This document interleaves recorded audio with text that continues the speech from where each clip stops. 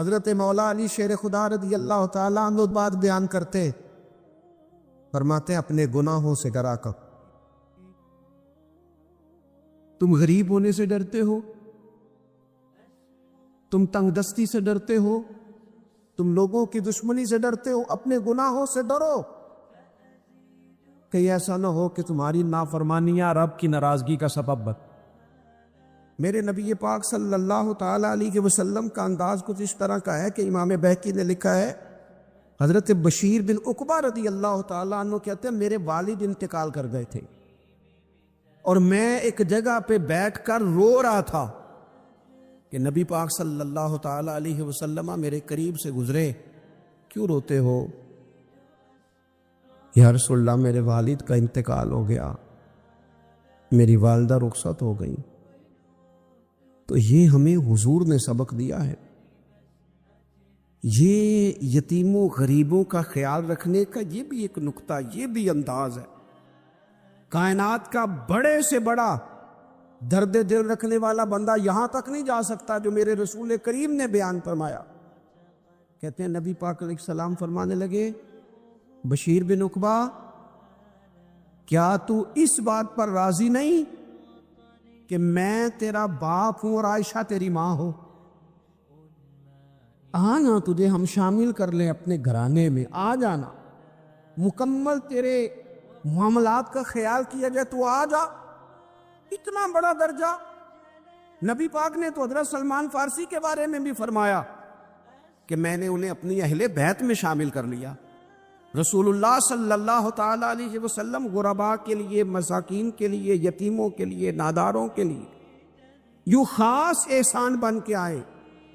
وہ یہ والا لہجہ نہیں کہ ہم مطمئن ہو گئے کہ ٹھیک ہے ہم گئے تو تھے، اتنے پیکٹ بانٹ تو آئے، اتنا کچھ ہم نے دے تو دیا، فلانا کام کر تو لیا، اور ویسے وہ بھی کب تک کیا جب تک خبریں تیز تھی۔ ہمارے ملک میں سیلاب آیا، میڈیا نے خبر دی، شور ہوا، لوگوں نے بڑی کوشش کی، الحمدللہ بڑے اچھے جذبات کا اظہار کیا، ڈھیر سارے لوگ وہاں گئے۔ میں آپ سے پوچھتا ہوں کہ کیا سیلاب زدگان سارے اپنے اپنے گھروں میں چلے گئے؟ ان کے گھر بن گئے؟ لیکن ہمارے جذبے کیوں ٹھنڈے ہو گئے؟ اس لیے کہ خبریں ٹھنڈی ہو گئی۔ ہم تو چلتے ہیں ٹرینڈ کے ساتھ کہ آج کل ٹرینڈ کیا ہے، اگر خبر ادھر کی ہے تو ذوق ادھر کا ہے، خبر ادھر کی ہے تو ذوق ادھر کا ہے۔ دیر پا کام کرنا اور خاص جذبات پیدا کرنا ان لوگوں کے لیے۔ حضرت سیدنا عبداللہ بن ابی اوفا رضی اللہ تعالیٰ عنہ روایت کرتے، ایک یتیم بچہ آیا تھا، اس نے عرض کی حضور میری ماں بھی بھوکی ہے اور میری ایک ہمشیرہ ہے وہ بھی بھوکی ہے، روٹی دا دکھ نہ پوچھو، روٹی تے بندہ کھا جاندی دے۔ یہ جو بھوک ہوتی ہے نا، بھوک، بہت سارے لوگ نا، میں ایک شادی میں تھا تو وہاں ایک دو لوگ کھانا کھا رہے تھے، تو بعض لوگ انہیں دیکھ دیکھ کے مذاق کر رہے تھے، ویڈیو بنا رہے تھے، کہتے دیکھو کھانا ہی نہیں آتا، کیا انداز ہے، سارا ان کا منہ جو ہے وہ کھانے سے بھر گیا، ہاتھ دیکھو کہاں تک ان کے لتھڑ گئے، کیا انداز ہے۔ تو میں نے کہا تم ان کے کپڑے بھی تو دیکھو نا، انداز، بیٹھنا اٹھنا، کپڑے پہننا، یہ غریبی کا پتہ دیتے ہیں۔ بھوک جب تیز لگی ہو پھر کھانے کے آداب لوگوں کو یاد نہیں رہتے۔ غربت نے میرے بچوں کو تہذیب سکھا دی، اب وہ سہمے ہوئے رہتے ہیں، شرارت نہیں کرتے۔ عزیز، ہوتا یہ ہے کہ جب انسان کو بھوک شدید لگی ہو نا، پھر اسے ڈاکٹر کی ہدایات نہیں یاد رہتی، پھر تو پیٹ کی آگ بجھانے کو لوگ دوڑتے۔ تو کہتے اس بچے نے آ کے عرض کی، یا رسول اللہ صلی اللہ تعالی علیہ وسلم ماں بھی بھوکی ہے، بہن بھی بھوکی ہے۔ حضور نے نا اسے 21 کھجوریں عطا فرمائی، فرمایا 7 تیری، 7 تیری بہن کی، 7 تیری والدہ کی۔ اور یہ حضور نے 21 کھجوریں دی ہیں، یہ نبی پاک نے 21 دی ہے۔ ہاں، یہ حضور نے 21 دی، اور حضور تو اشارہ بھی کر دینا تو پھر روٹی ساری زندگی ختم نہیں ہوتی۔ وہ حضرت ابو ہریرہ کو بھی ملی تھی، فرماتے ہیں میں کئی سال کھاتا رہا، 1 کلو کھجوریں تھی پر ختم ہی نہیں ہوئی۔ 21 کھجوریں حضور نے دیں۔ حضرت معاذ ابن جبل رضی اللہ تعالیٰ عنہ اٹھے اور دوڑ کے جا کے نا اس یتیم کے سر پہ ہاتھ پھیرا اور کہنے لگے پتر اللہ تجھے اپنے والد کا جانشین بنائے۔ تو حضور فرمانے لگے معاذ یہ تم نے کیا کیا؟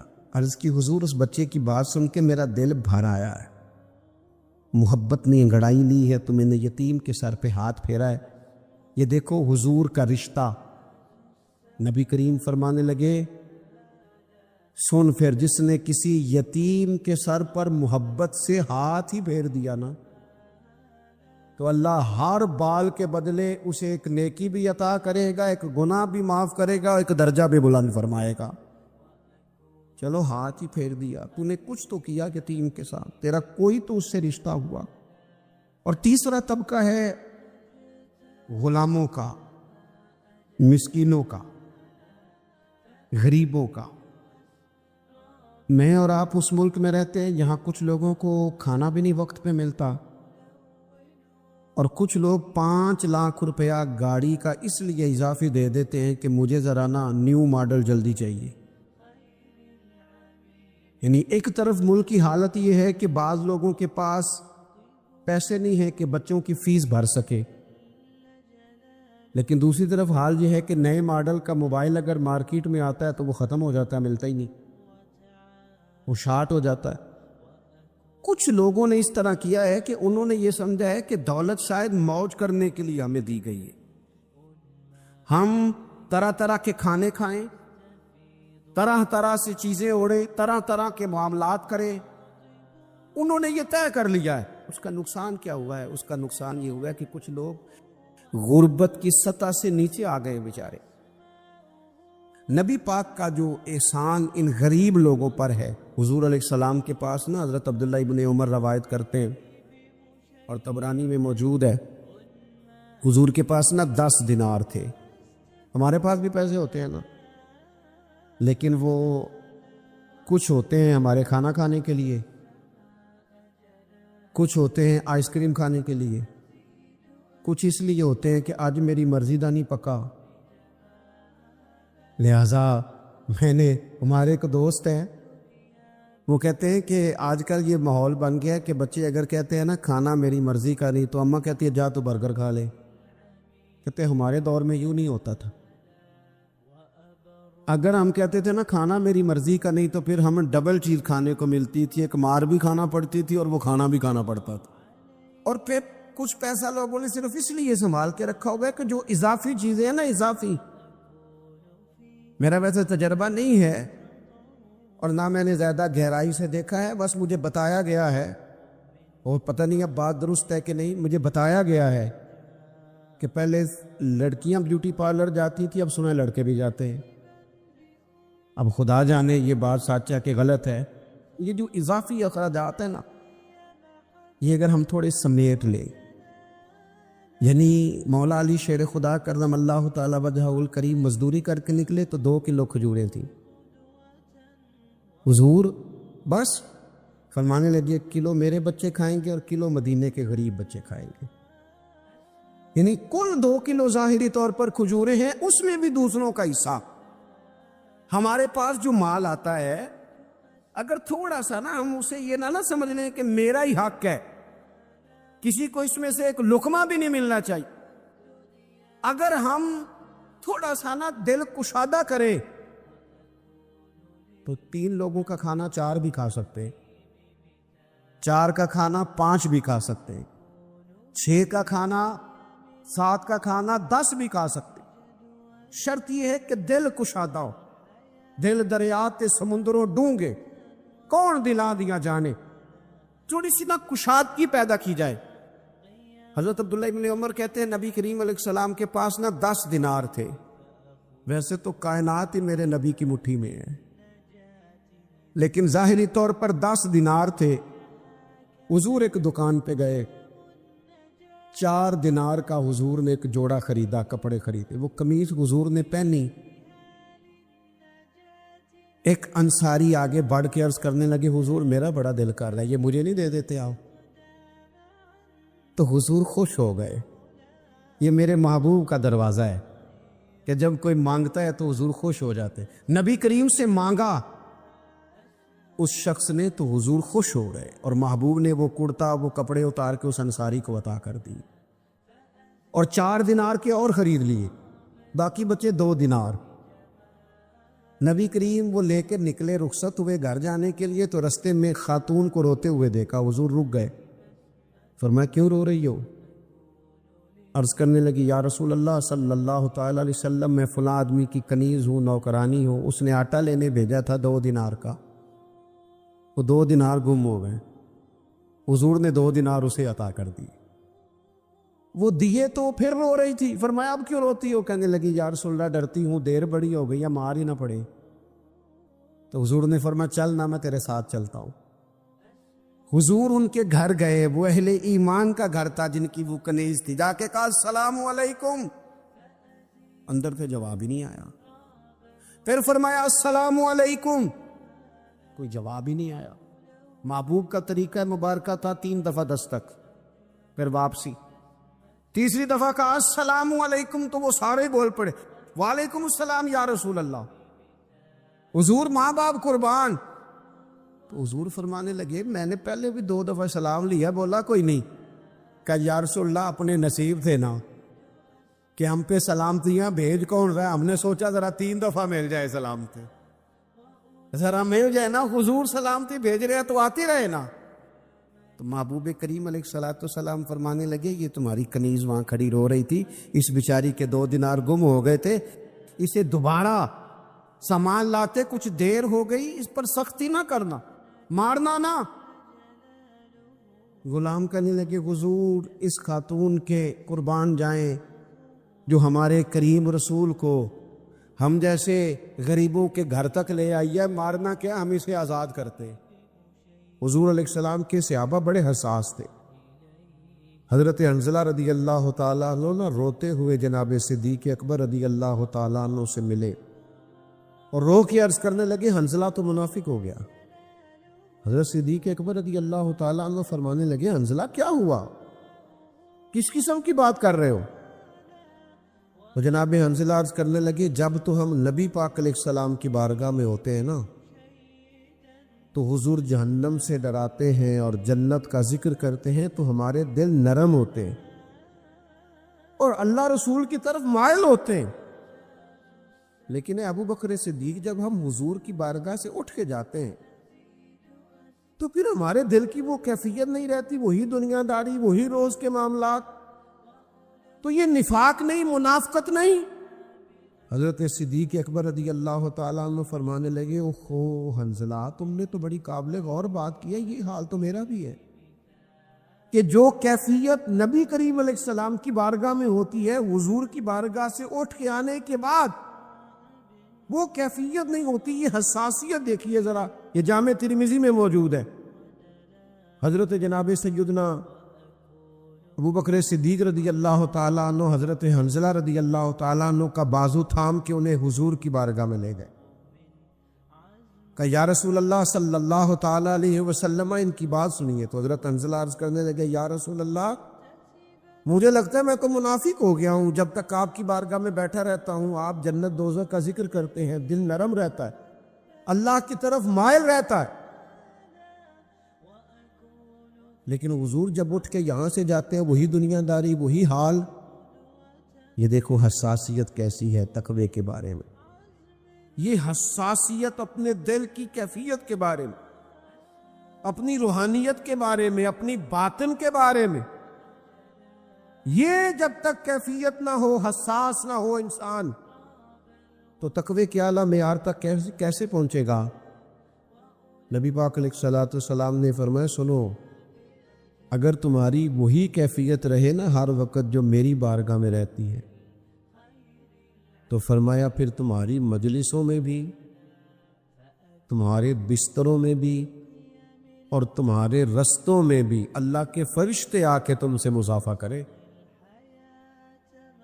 لیکن فرمایا یہ وقت وقت کی بات ہے، انسان کی کیفیت ہمیشہ ایک جیسی نہیں رہتی، لیکن یہ حساس مزاج صحابہ کا، ہم پیسوں کا تو حساب کرتے ہیں آج کل کتنے ہیں اور کتنے کم ہو گئے ہیں، سٹیٹس کا تو حساب، اور نوجوان اور بھی کوئی حساب کرتے ہیں، میرے ویوز کتنے ہیں، لائکس کتنے ہیں، تصویریں کتنی کھینچتا ہوں، ایک دوسرے پوچھتے ہیں تو نے میری تصویر نہیں دیکھی، اور خدا کے بندے بس کر دے، ساری زندگی کیا ساری دنیا موبائل کے اندر ہی آ گئی ہے، اور بھی غم ہے زمانے میں محبت کے سوا، اور بھی بڑے کام ہیں موبائل کے علاوہ بھی کرنے والے، تو میرے بھائی ذرہ ذرہ نیکی کا خیال کریں، حساس بنائیں اپنے آپ کو، یہ بے احتیاطی بے اعتدالی نقصان دے تو کرے کہ آج اس سے معاملات بہتر ہو جائیں گے، حال کیا ہے،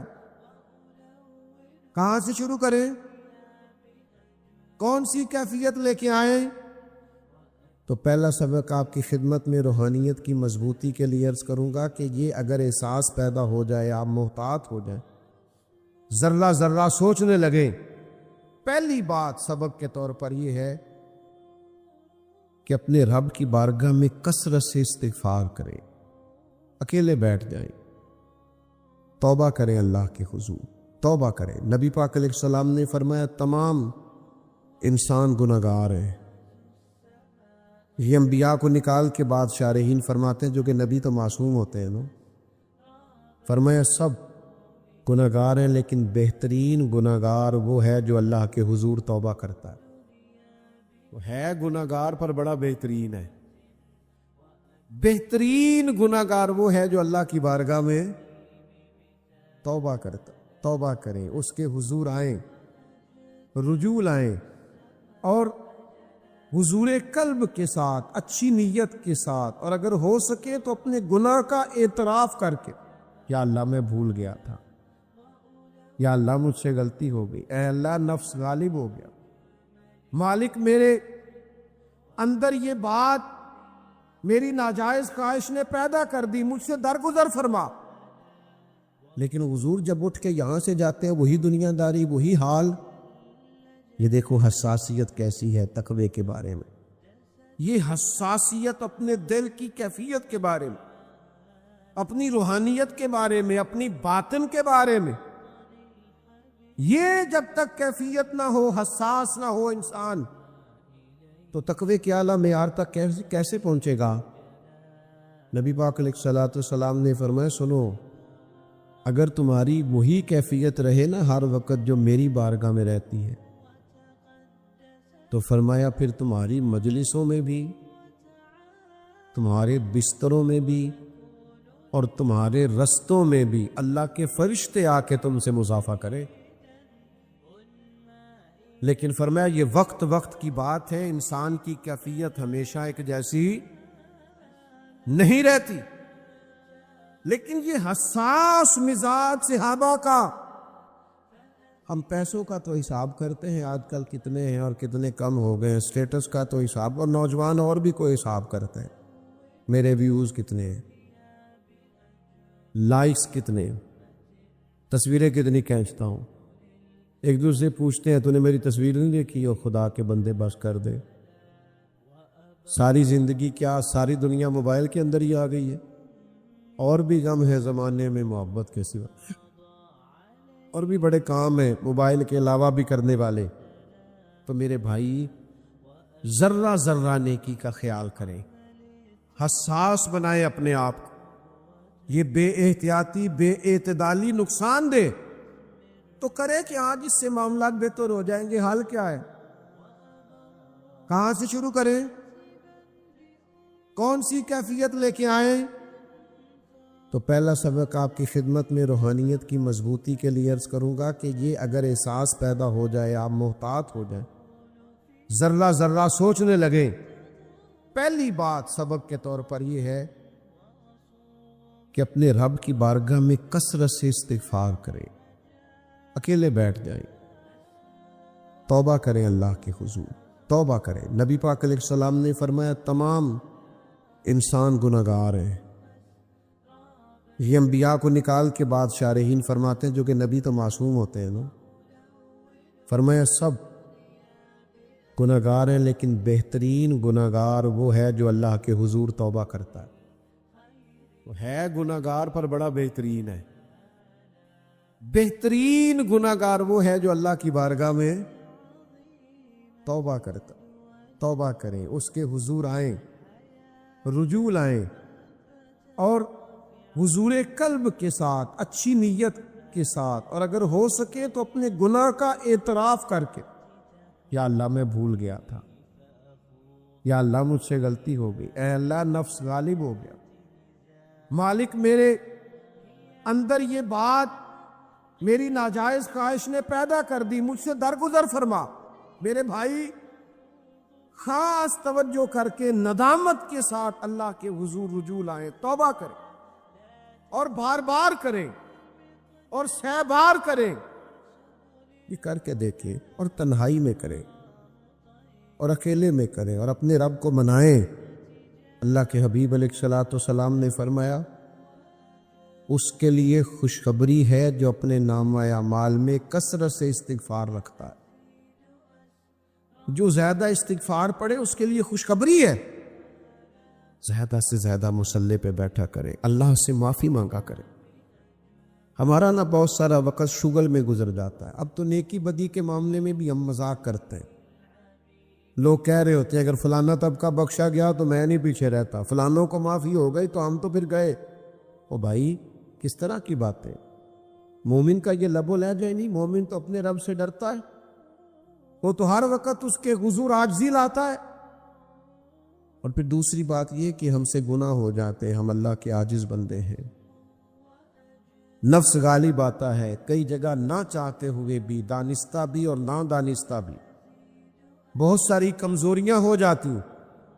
کرنے کا کام یہ ہے کہ ہم کبھی مایوس نہ ہوں. جب بھی غلطی ہو تو پھر احساس پیدا ہو، جب احساس پیدا ہو تو اپنے رب کی طرف رجوع لائیں. مالک کریم کا باب رحمت ہر وقت کھلا ہے، اس کے دروازہ کرم سے ہر وقت بخشش کی خیرات ملتی ہے، درگزر کی سوغات ملتی ہے. وہ اپنے بندوں کو معاف کرتا. ایک حدیث ایسی ہے جو مجھے بڑا جوان کرتی ہے، میرے دل کو بڑا ٹھنڈا کرتی ہے. اور بھی بہت ساری روایات ہیں، ان میں سے ایک یہ بھی ہے جو طبیعت کے اندر بڑا ایک خاص قسم کا شوق اور ولولہ پیدا کرتی ہے. یہ مسند امام احمد بن حنبل میں موجود ہے.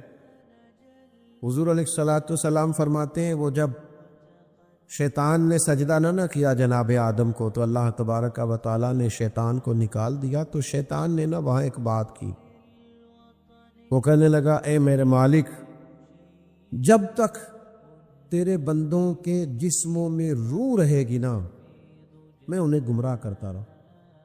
یعنی بندے کے مرنے تک، سانس ٹوٹنے تک، جب تک اس کے وجود میں روح رہے گی میں گمراہ کرتا رہوں گا.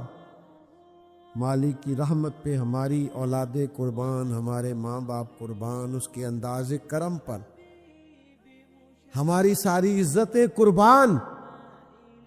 نبی کریم علیہ السلام فرماتے ہیں جب شیطان نے کہا نا کہ جب تک ان کے جسموں میں روح رہے گی میں انہیں گمراہ کرتا رہوں گا، تو حضور فرماتے رب کریم نے فرمایا سونو لعین، پھر مجھے بھی میری عزت اور جلال کی قسم، یہ جب تک مجھ سے معافی مانگتے رہیں گے میں انہیں معاف کرتا رہوں گا.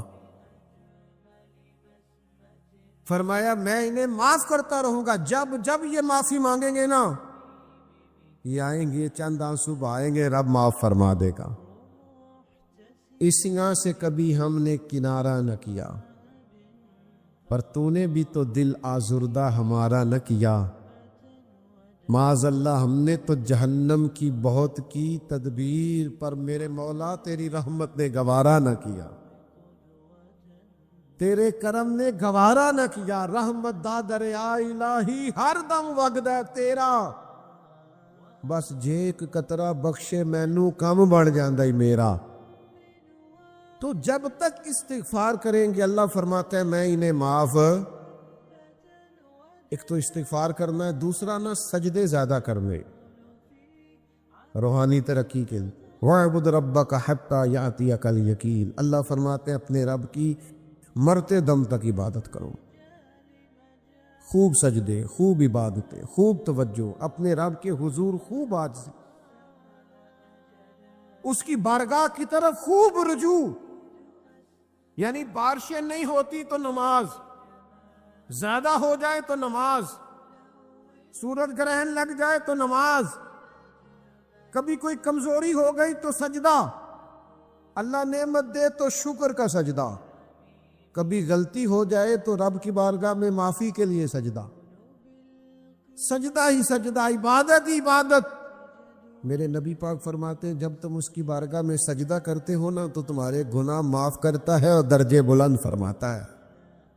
آپ ذرا وہ بخاری شریف کی خوبصورت روایت دیکھیے نا، حضرت کثیر بن قیس فرماتے کہ ایک شخص مدینہ شریف سے چلا اور سینکڑوں میلوں کا سفر طے کر کے وہ دمشق کی جامع مسجد میں پہنچا، اور جب اس سے پوچھا گیا کہ جناب اتنا مشکل ترین اور کٹھن ترین سفر، یہ آج لوگ گاڑی کے اندر بند ہوتے، ہیٹر کی سہولت موجود ہوتی، اور اگر آپ کو کہیں رکنا ہے تو آپ کے لیے اسباب موجود ہیں، پیٹرول پمپ موجود ہے، کھانے کا، پینے کا، نماز پڑھنے کا، سستانے کا سامان موجود ہے، پھر بھی لوگ کہتے ہیں جناب سفر بڑا مشکل کام ہے، دھند بڑی پڑی ہوئی ہے، راستہ نظر نہیں آتا، حد نگاہ بڑی کم ہو گئی، کیسے سفر کرے، بڑی مشکل ہے۔ لیکن میرے بھائیوں، گھوڑوں اور اونٹوں پہ سفر کرنا اور اتنی جد و جہد کرنا اور سینکڑوں میلوں کا سفر طے کر کے آنا، اور پھر کسی سادہ سے درویش کے پاس بیٹھنا، اور جب وہ پوچھے کہ میاں کیسے آنا ہوا تھا تو کہا اور کوئی مقصد نہیں تھا، پتہ چلا تھا آپ کے پاس مدینے والے محبوب کی ایک حدیث پاک موجود ہے۔ اچھا یہ چسکا ہے اگر لگ جائے تو، یہ بھی چسکا ہے اگر نہیں سمجھ آئی آپ کو بات، یہ پورا مزہ ہے حدیث ڈھونڈنے جانے کا۔ آپ یقین کریں یہ پورا مزہ ہے تفسیر قرآن کو سمجھنے کا کہ یہ آیت مجھے سمجھ میں نہیں آ رہا، میں نے شان نزول بھی دیکھا ہے، چند کتابیں بھی دیکھی ہیں، 10 15 20 اساتذہ کو فون کرنا، یہ بھی پورا مزہ ہے، پر شرط یہ ہے کہ یہ لگ جائے تو، یہ بھی ایک پورا ذائقہ ہے۔ لگ گیا تھا نا امام مسلم کو، لوگ کہتے ہیں کھجوریں کھاتے کھاتے اللہ کے حضور حاضر ہو گئے، میں نے کہا کھجوریں تو عام بیٹھ کے کھائیں تو اتنی کھائی نہیں جاتی۔ اصل مسئلہ یہ تھا کہ کتاب کی برق گردانی کرنا اور اس کو ڈھونڈنا کہ میرے نبی کریم نے اس موقع پر کیا فرمایا ہے، یہ ذائقہ بھی اگر کبھی لگ جائے نا، یہ صورت بھی اگر کبھی بن جائے تو یہ بڑا مزہ دیتی ہے، اس کا بھی ایک اپنا لطف ہے، ایک اپنا ذائقہ۔ حضرت معاذ بن جبل رضی اللہ تعالیٰ عنہ بیان فرماتے، کہتے میں نے درجنوں لوگ ایسے دیکھے ہیں جو حضور کی بارگاہ میں بیٹھے ہوتے تھے تو یوں لگتا تھا جیسے جھولیاں پھیلا رکھی، ان کی نظریں جھکی ہوتی تھیں ایسے گویا سروں پہ پرندے بیٹھے ہیں، لیکن ان کی ہوش اتنے سلامت ہوتے تھے کہ ایک ایک بات محبوب کی محفوظ کیے جاتے تھے۔ اور آپ کبھی کتب احادیث کا مطالعہ کریں، انہوں نے صرف حضور کی باتیں یاد نہیں کی، حضور نے کس موقع پر کیا اشارہ کیا تھا وہ بھی یاد کر کے روایت کیا۔ اگر محبوب نے کہیں 2 انگلیاں جوڑ کے دکھائی ہیں تو ہر روایت میں ان کی 2 انگلیاں جڑی ہوئی نظر آتی۔ یہ بھی ایک ذائقہ ہے، ایک لطف ہے۔ ہمارا یہ مسئلہ بن گیا ہے کہ ہم نہ یہ والا ذوق نہیں پیدا کرتے، یہ والی تو ہم نے کچھ ایسے بزرگ دیکھے اپنی زندگی میں جنہوں نے بہت علماء کی تقریریں سنی، لیکن اس طرح کر کے سنی کہ جس محفل میں گئے کاغذ قلم ساتھ لے گئے، حضرت نے آج کیا بیان کیا اس کو نوٹ کیا، ان کے پاس ذخیرے جمع ہو جاتے تھے، وہ سن کے بعض لوگوں کی قوت سماعت بڑی اچھی ہوتی، سن کے جلدی یاد کر لے، سن کے انہوں نے بڑی ساری باتیں اپنی تربیت کے لیے اپنی، اور پھر اس طرح بھی ہوا کہ ان سننے والوں میں سے بہت سارے صوفی تیار ہوئے۔ میں درجنوں ایسے لوگوں کو جانتا ہوں انہوں نے باقاعدہ نصاب تو نہیں پڑھا، لیکن کسی شیخ کی صحبت اٹھائی ہے تو بہترین کر کے اٹھائی، زبردست کر کے اٹھائی ہے، اس کے نقوش نظر آتے ہیں باقاعدہ، تو یہ ذوق جو ہے نا، تھوڑا سا علم کا شوق، آج بڑا گھٹن والا ماحول ہو گیا ہے. ہر بات پہ اعتراض، ہر بات پہ شکوہ.